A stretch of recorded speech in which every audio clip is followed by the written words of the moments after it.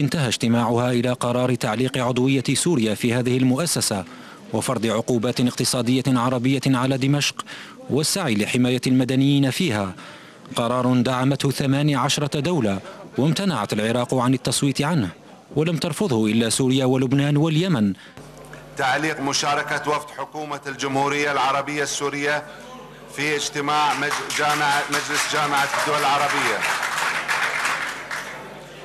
الصحفيون الذين حضروا المؤتمر صفقوا للقرار الذي اتخذ مثيله قبل نحو 3 أشهر بتجميد عضوية ليبيا في الجامعة العربية، أما دمشق فرفضت ونددت. القرار الذي اتخذ اليوم قرار غير قانوني، مخالف للميثاق، مخالف للنظام الداخلي، اللذين ينصان صراحة على أن تعليق عضوية أي دولة في الجامعة يحتاج إلى قرار من المجلس، أولا على مستوى القمة، وثانيا بإجماع الدول الأعضاء وليس بأغلبيتها.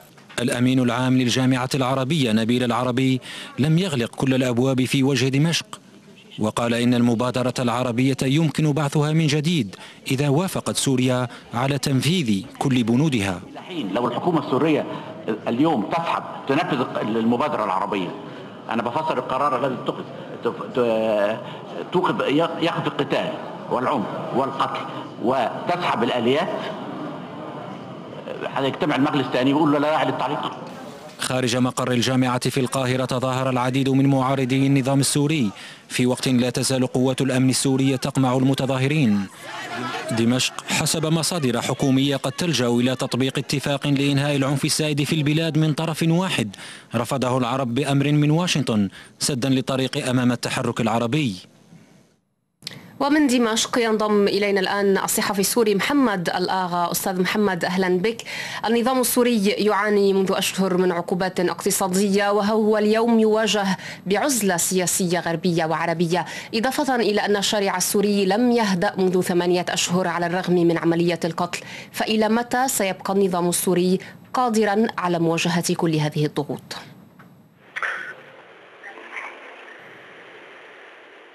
كما تفضلت هناك ضغوط منذ أشهر، وهذه الضغوط يمارسها حلف واسع النطاق تقوده أمريكا والعالم الغربي عموما، ويسير هذا الحلف أنظمة عربية تسمى عربية بالشكل، لكنها غربية السياسة والهوى، تمشي وتسير مصالح أمريكا والإمبريالية والاستعمار الغربي عموما. والقرار الذي اتخذ في الجامعة العربية كان متوقعا لدى المواطن السوري والرأي العام السوري بشكل عام، لأن الجامعة العربية تسير ولا تخير.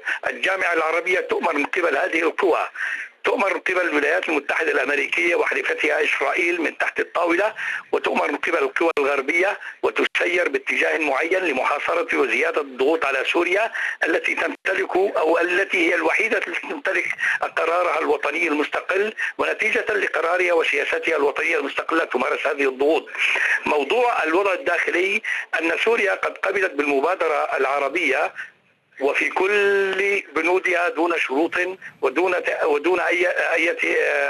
أي اعتراض أو تحفظ، حيث أنها بدأت فعلا في ممارسة ما يطلب منها، لأن ذلك هو ضرورة وطنية وليس إبلاء خارجي.